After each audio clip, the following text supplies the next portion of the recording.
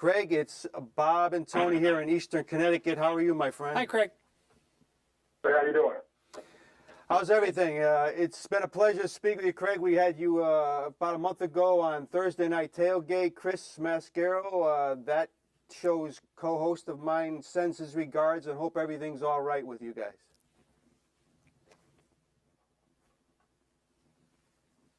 We still have Craig? Hello, Craig. Yeah, okay, yeah, I'm here. Oh, okay, he's there. There he is. A little background about Craig.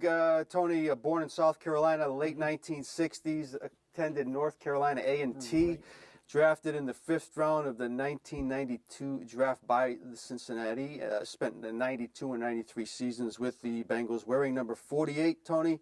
Played in 29 games, had 36 receptions for about 300 yards and 3 touchdowns. Some of his notable teammates, Tony, we had Boomer Esiason, Harold Green, Carl Pickens, and a good friend of the show, Leonard Wheeler, was one of his teammates. But first question, Craig, born in the late 60s in South Carolina, we usually like to ask our guests, some of the early sports heroes that you grew up following and ultimately how you ended up attending NCA&T. Okay, great question. Well, I'm from a small town. Hartford is a small town, probably about 9,000 people. Back then, when I grew up, didn't have too much cable TV to watch a lot of players. But I did connect with, I didn't connect with knew Harry Carson, the New York Giants, that was from Florence, South Carolina, and went to South Carolina State. So I started following him, and the New York Giants was one of my favorite teams growing up. Interesting, Tony. Yeah. Maybe Harry Carson, we watched him very closely back in the day, and great player. And then the 92 draft, Craig, ultimately picked in the 5th round by Cincinnati. I wanted to get your expectations during that time and your first thoughts when Cincinnati finally selected you. My expectation at that time was just to make the team. Yeah. Like I say, coming from a small town, when I got to Cincinnati, going to playing my first NFL game was the first game I ever been to. Yeah.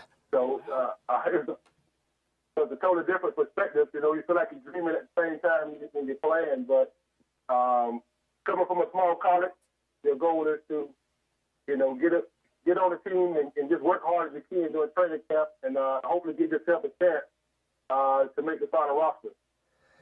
In those days in Cincinnati, Craig, you played the 2 years under David Shula. Now, Tony, that's a son of a legend there. Yeah, for certain. Didn't have too much success there. Your thoughts, I want to get your thoughts about Shula as a head coach. Tony, we remember him as a coordinator. Yes. And do you think maybe being the son of such a legendary coach was a tough thing for David Shula? Yes, that's, you the son of a legend. So it's kind of hard to fall in his shoes and the legacy that they have, the expectations already set for you. And I think when he came into Cincinnati, even though I was a rookie, had a pretty veteran team with Tim Crumride, Boomer Esiason, Hal Green, and David Thompson, and some of those guys that was already on board.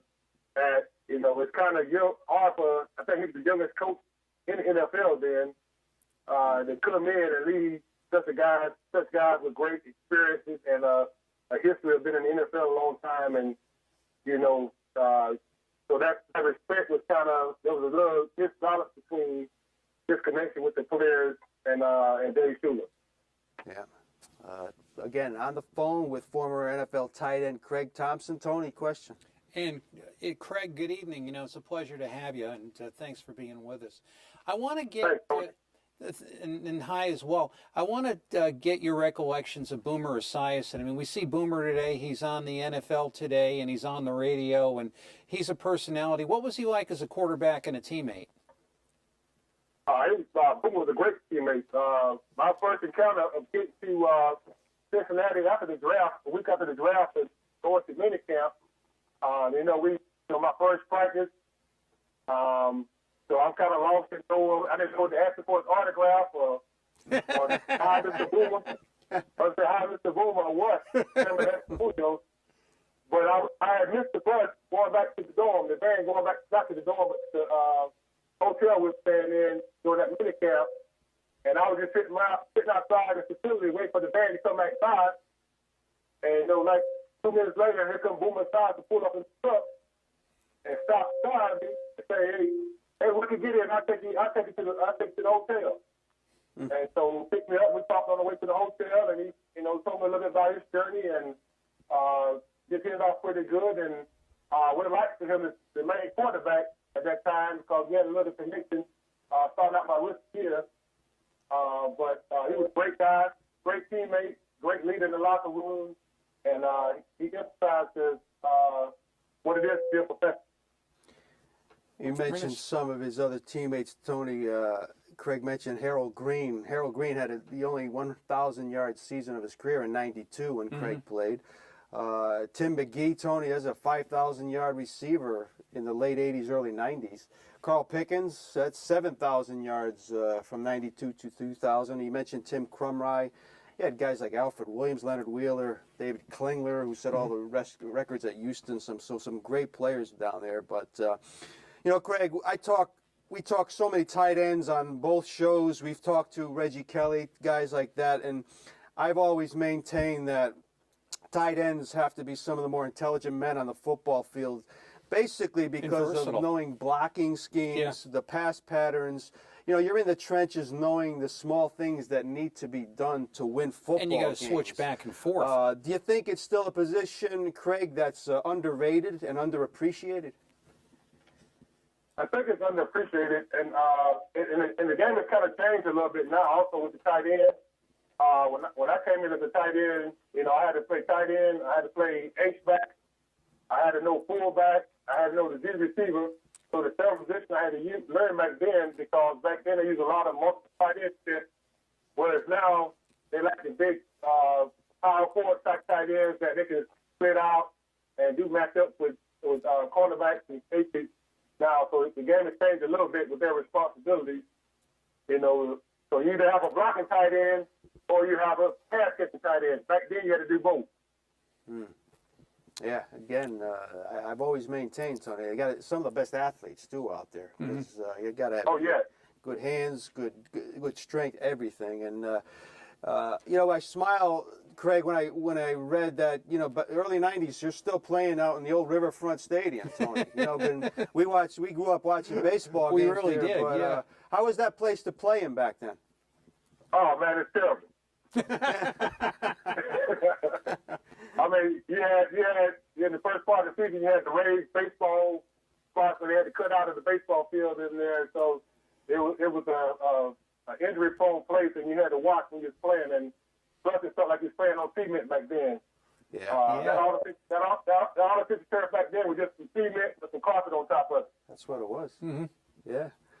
And we joke about it, Craig. We used to watch baseball games, Johnny Bench behind the plate with the heat coming off that carpet. You could see it on the TV. It was just brutal to watch. It's like it was baking, and the cement was burning the carpet, and it was crazy to watch. But again, Tony, question.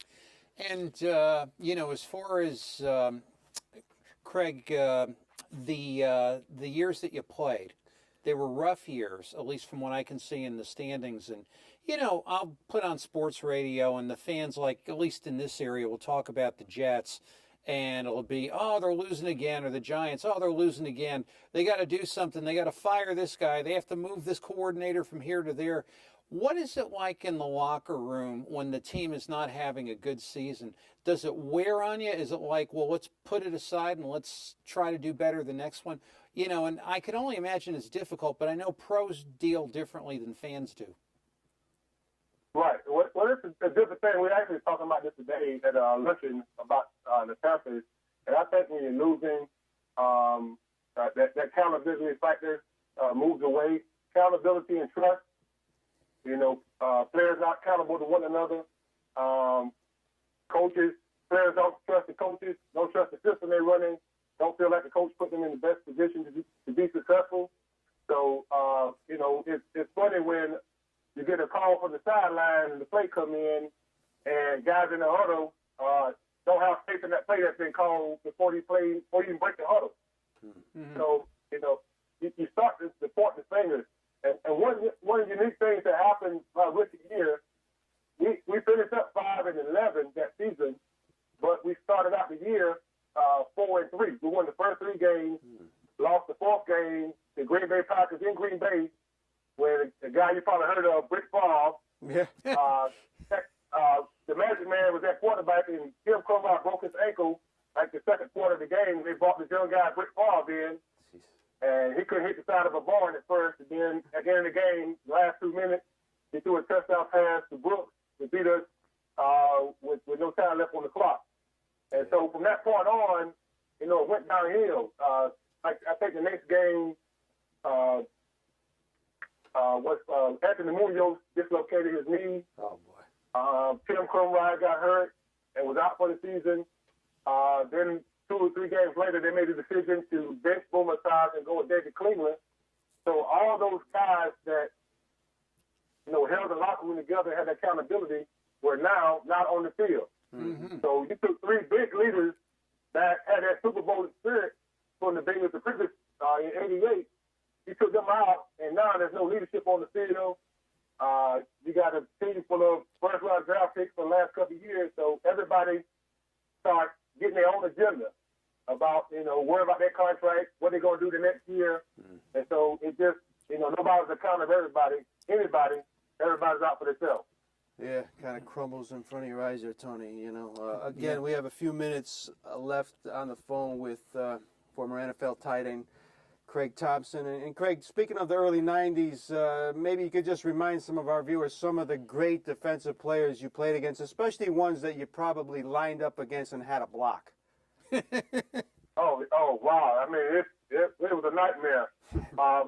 Like I said, the Giants was my favorite team growing up. And then my first preseason game, Mike Polk was my tight end coach. He's at Dallas Cowboys now. Yeah. But he was my tight end coach then, and my first preseason game, he said, all right, Thompson, I'm going to send you out there with the starting unit. You had to put a good camp. And lo and behold, we playing the Giants, and I get out the huddle, and I see Lawrence Taylor over there. Now, this is a guy, maybe 7, 8, 9 years ago, I'm in the backyard acting like I'm Lawrence Taylor, and now he's in front of me. Holy cow.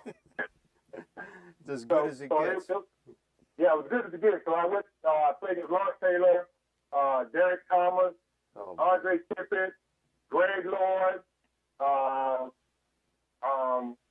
stuff like that year.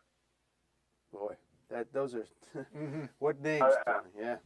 Reggie White was playing defensive end, so you had a whole lineup of guys that, it didn't get easy any week.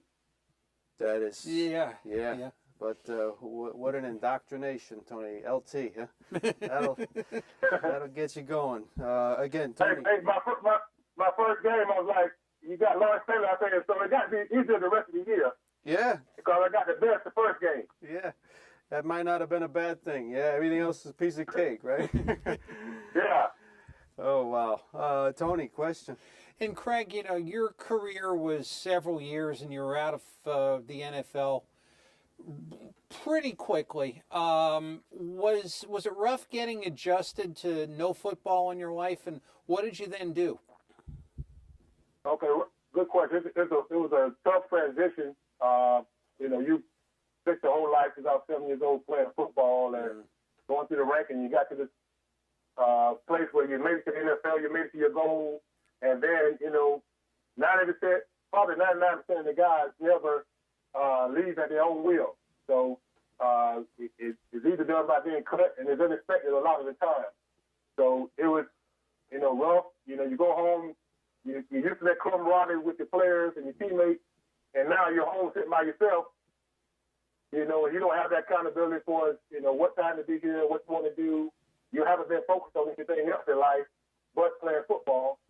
And now you kind of, nobody else will understand that transition but you and some other guys. So, but you're back in your respective place and where you're going to live at, and it's kind of isolated from everybody. And, you go through a part of depression and all. But from that point, I went back and finished my degree. Then went on to get my master's degree, my MBA, and got into college admission recruiting. So now I'm a director of recruitment at Montreat College, here in Charlotte, North Carolina. So I head up the mission department for our Charlotte location, Asheville, Rocky Mount, Raleigh, North Carolina, and Montreat, North Carolina. And Craig, I know you have a lot of That's these great. alumni events, or just these friendships you've made through the game of football since you were a young man. Who are some of the players or ex-teammates that you even remain close to these days? I mentioned Harold Green, Leonard Wheeler. Mm-hmm. We love My Leonard. good friend. Yeah. My good friend Mo Collins, who just passed a few weeks ago. Yeah. An ex-Raider, first-round draft pick by the Raiders. Hess Hempstead. I still talk to Carl Pickens on a regular basis. Wow. So there's a lot of guys. Steve Israel, Mike Barber, Michael Dean Perry. Wow. So a lot of guys here in the area that we have a former players chapter here. So we meet once a month. So a lot of guys are in touch, and we do different charity events and outings together. That's great. That's great stuff. And again, the camaraderie that comes with any locker room in a professional And sport. being in the Tony. wars. Greg, our time is just about up, my friend. I'm sure we'll be talking on the other show with you down the road, and you're always welcome back here on the television side. And again, our best to your family. We'll keep in touch, and happy holidays, my friend. So nice to be with you. Yeah, happy holidays to you too, Tony and Bob. And I appreciate you guys having me on, and you guys enjoy the rest of your show and have a blessed holiday season. Amen. you, You you do too. the same. Take care.